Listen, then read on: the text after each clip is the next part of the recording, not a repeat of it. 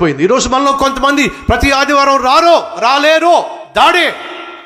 ఎందుకని? నాకున్న ఉద్యోగం అలాంటిదండి. ఏమిటండి? బోడి ఉద్యోగం. దానియేలు దేశంలో రాజు తర్వాత ఉన్న పోస్ట్లో ఉన్నాడు. రోజుకు 3 సార్లు ప్రార్థన చేయగలిగాడు. వారానికి ఒక్కసారి నువ్వు దేవుని మందిరానికి రాలేవా? దావీదు మహారాజు ఏమన్నాడో తెలుసా? నీ మందిర ఆవరణంలో ఒక్క దినము గడుపుట మహా భాగ్యము. ఒక కోరిక నేను కోరుతున్నాను నాయన, ఆ కోరిక నాకు సిద్ధింపచేయి. ఏమిటి? చిరకాలము నేను నీ మందిర ఆవరణంలో ఉండాలని ఆశపడుతున్నాను. దావీదు లాంటి వాడే దేవుని సన్నిధిలో, దేవుని మందిరంలో కూర్చోడానికి వచ్చి కలిసి దేవుని ఆరాధించడానికి సమయాన్ని కేటాయిస్తే, బోడి నువ్వు చేసే ఉద్యోగాన్ని ఆధారం చేసుకొని నాకు ఖాళీ లేదని చెప్పిన దేవుడు నవ్వుతాడో? నీ జీవితం నవ్వులు పాలు కాక మునిపే నువ్వో దేవునితో తగ్గించుకుంటే మంచిది.